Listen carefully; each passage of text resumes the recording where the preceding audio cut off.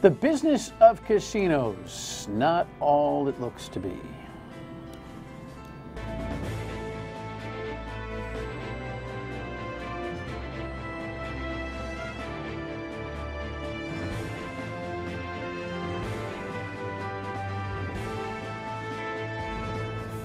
The Dan York State of Mind program is brought to you in part by Lookout Rhode Island and Takeo Comfort Solutions. You know, casino gaming is a really interesting conversation, and we have one boiling right now between Taunton getting a and still some effort to turn that around. Tiverton coming online, Springfield, Mass just coming online. And I've always been kind of zero-based when it comes to those projects, depending on what, you know, what's already been here, what's the market about, what's the government discussion, what city, so you know, but we are really getting crowded now when it comes to the business of casino gaming, and we have an expert tonight who's taken a real hard look at the business and some of the underside of the business. So we'll talk about that coming up in a couple of minutes. Great to have you aboard. Thanks for joining us on this Monday evening. I'm devastated. Giants start 0-2 again. I mean, it's, you know, Kev's Patriots are, you know, your Patriots, Kev's Patriots, you know, or my director, Kev. He, you know, 1-1 is, it's like, yeah, whatever. It's like a gnat. The Giants, I can't take another fall like this. I just don't. I don't know what I'm going to do. In the meantime, neither does the Supreme Court nominee. Here's the headline, and you know, this comes from Pluto. We'll see how this whole thing rolls out. His accuser reportedly now is ready to come and testify about what she says happened when he was 17.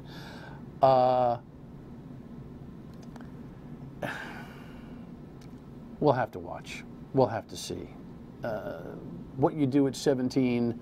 What, you know, your brain's not formed until you're 25, fully anyway. But then again, there's behavior that's inexcusable, and I think we got to get the nuances of this, unfortunately. And you know, the Republicans might huff and puff over this whole thing and try to ram this thing through. If it is as bad as some suspect it is, it's just, you know, next one up. I mean, the idea that they're going to get a conservative Supreme Court is a commitment. The players sometimes are irrelevant, but we'll see how that whole thing goes. In the meantime, Florence, take a look at this headline. Florence took away a lot of the news coverage. We do have a headline here, I think, on Mr. Manafort. Yes? No? Maybe so? Did you not get that cue? Did I mess up with that one? Yeah, Florence. You're lost over Florence? How'd you like to live in Myrtle Beach, Kev, for crying out loud? How could you be lost over Florence? Florence got in the way of, you know, everyone's bad on Monday after a loss. Florence, I think, got in the way of this news cycle, no doubt. Take a look. Paul Manafort struck a deal with prosecutors and pled guilty in a Washington, D.C. court Friday morning. Manafort now admits to charges of conspiring against the United States and obstruction of justice. The maximum sentence for the two charges is 10 years. He wanted to make sure that his family was able to remain safe and live a good life. He's accepted responsibility, and this is for conduct that dates back many years. As part of the deal, President Trump's former campaign chairman has now agreed to cooperate with special counsel Robert Mueller as part of his investigation into possible collusion between the Trump campaign and Russia. Manafort had reportedly been reluctant to cooperate with Mr. Mueller because he was hoping for a pardon from President Trump. Manafort has fought all of the charges against him, even going through with a full trial last month. That prompted President Trump to tweet, "Unlike Michael Cohen, he refused to make up stories in order to get a deal. Such respect for a brave man." It's called flipping, and it almost ought to be illegal. You get 10 years in jail, but if you say bad things about somebody, in other words, make up stories if you don't know, make up stories, they just make up lies. In August, Mr. Trump's former personal lawyer, Michael Cohen, agreed to cooperate with Mueller's team. Cohen admitted to paying off adult film actress Stormy Daniels in coordination and at the direction of then-candidate Trump in order to influence the election. You know, it seems to me that this could be powerful enough for the prosecution that collusion will be the last thing everybody's worrying about. Because if Manafort has any idea, based on all the connections that he's had over the last couple of decades, about what Donald Trump and his business and how they were active in Russia, It's going to be a tough one to work out with everybody, you know. So we'll see. But it's even those who have said that there's nothing going on with this investigation this weekend have suggested this was a bad weekend for Donald Trump, who has been somewhat quiet, at least press time. You know, we record early in the afternoon. Haven't seen a lot of tweeting going on regarding this particular case. All right, let's move on to the subject matter at hand here. The first headline here is the announcement that Rhode Island, you know, finally opened up and got into the business. Twin Rivers satellite casino, if you will, is up and going. I haven't had a chance to get over there yet, but it's on the, I wouldn't call it the bucket list, but it's certainly on the to-do list. And then almost simultaneously, Taunton here in the last week or so got a no good. Interior Department says no. And this is where it gets kind of tricky, because when you get the Native American tribes together in the casino gaming thing, it can be a little complicated, right? So the director of, the professor of accountancy at the Ryan School of Business at Providence College, Dr. Pat Kelly, is here. You nod your head because, yes, it gets a little complicated when the tribes are involved, right? It does. Welcome in. Thank you for joining me. Nice to be here.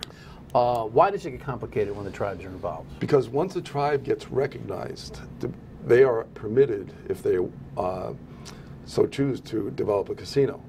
And that's what happened in southeastern Connecticut. The Mashantucket tribe was recognized. They developed Foxwoods Casino.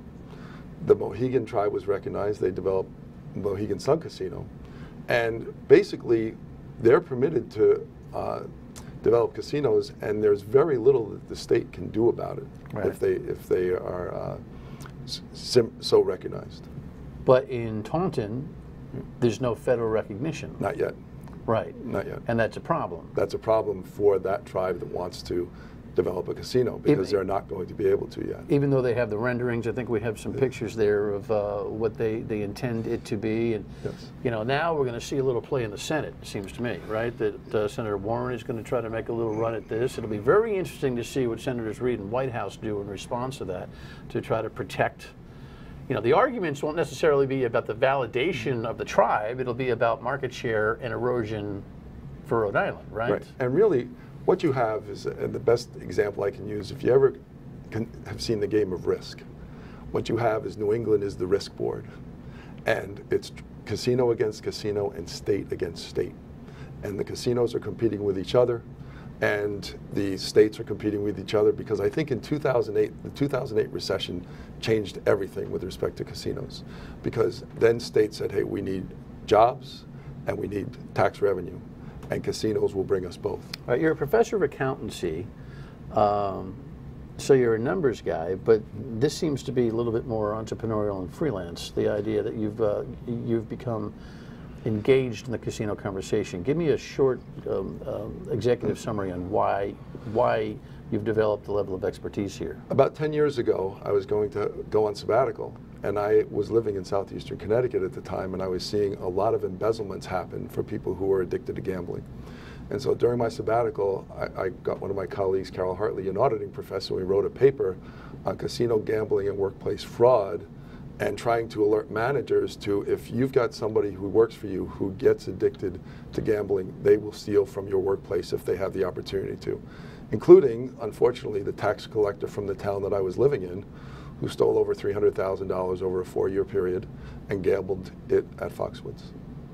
And since then, and what I learned doing this paper is that proximity to casinos increases problem gambling. So basically within 50 miles of a casino, problem gambling doubles. But I don't think that's new news. No, it's not. No. But what's happened since then is, after 2008, we're seeing all these casinos develop through New England. And if you picture where we're going to be 10 years down the road, 10 years down the road, you can start north of Boston and travel all the way down 95 and into upstate New York to Washington, D.C., and virtually everybody's going to be within 50 miles of a casino.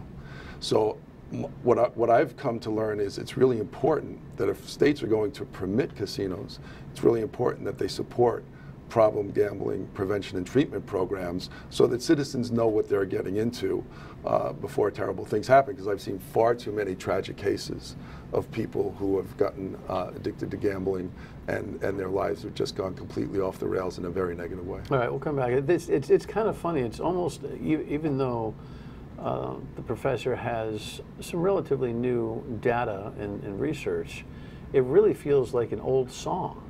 You know, the conversation about gambling addiction. We have been so full speed ahead on this stuff that I don't hear much of that conversation going on. We'll be right back. We'll talk about that.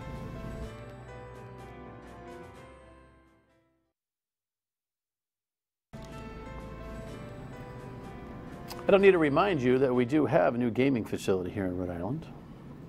With cheers and excitement, the very first guests made their way inside the brand new Tiverton Casino Hotel. Win big! Bambi Gabriel arrived at 5 a.m. Saturday. I was excited until they told me I couldn't come in till 10.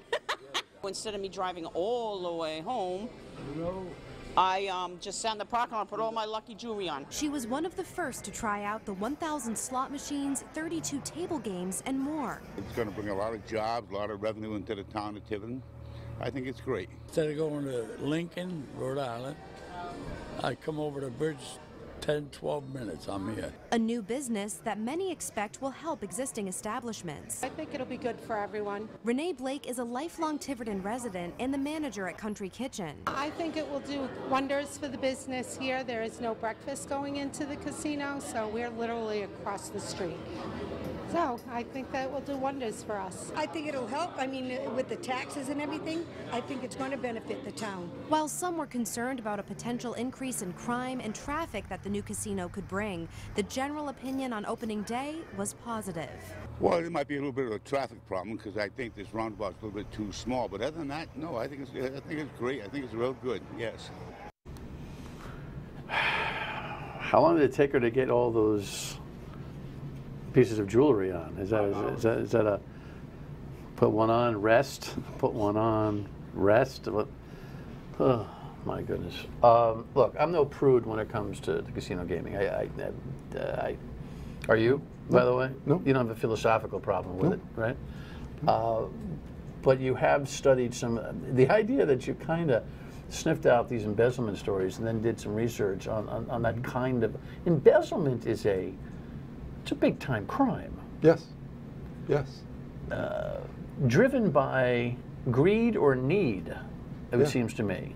In the context of proximity to casinos, you're probably going to tell me it's driven by need. Yes, because what happens is if people get addicted to gambling and they have access to steal funds, to quote the tax collector from my town who did, said if people have access to cash, they will steal it. Again, in Connecticut, if you just tuned in Connecticut. Are we doing enough to invest?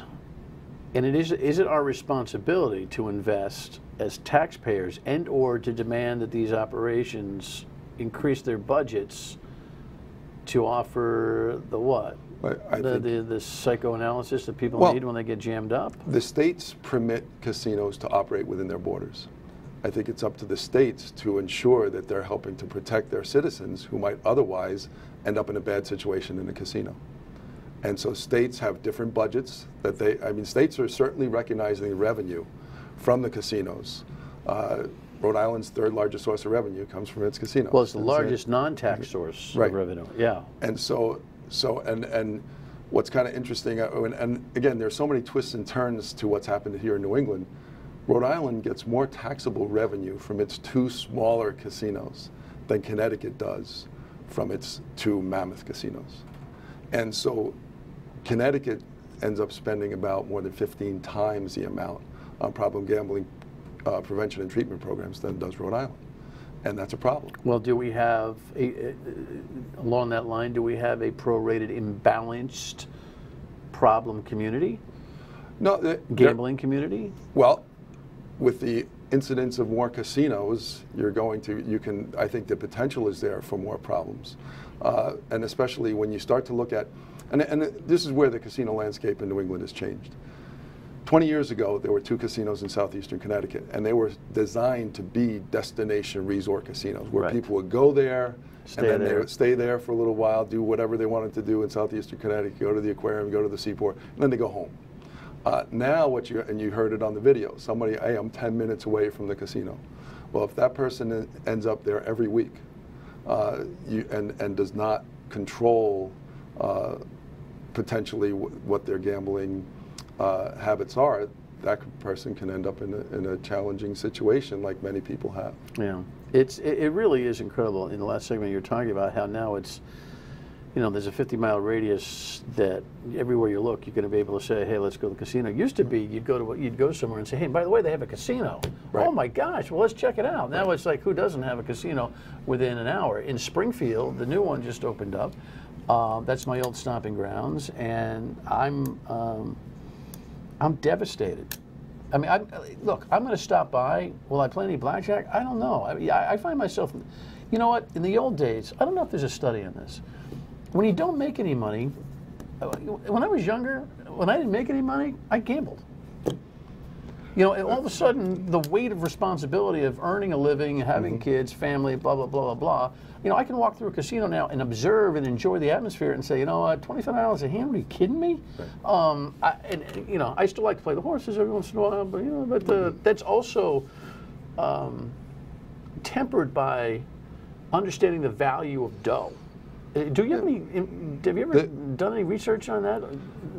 In other words, the socioeconomic categories. I have not. What I think it cuts across, and one of the things that we found in our research, just how many women who ended up getting into bad situations in terms of gambling, particularly slot machines. And I think it can reach out and touch anybody. I don't think there's any one demographic, although, and then what's on the horizon is what happens with sports betting. And that's a whole other, you know, that's going to be crazy. That potentially, when you start to look at the potential impact, because what's happening is the baby boom generation, there are a fair number of those folks will end up going to casinos.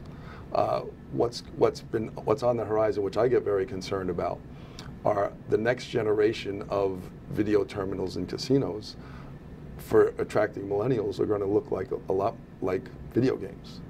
And in some cases down the road, you may have casinos saying, okay, it's not just going to be purely a game of chance anymore. We're going to introduce some skills so that if you're better, you might win more than somebody who's not. And that can become potentially very addictive as well. Yeah. And so there's just a lot of challenges, and I think that's why it's so important for states to step up to the plate and try to, when they can, prevent and treat people who get in bad situations. Then there's the giant sucking sound economically on local economies. We'll touch on that when we come back.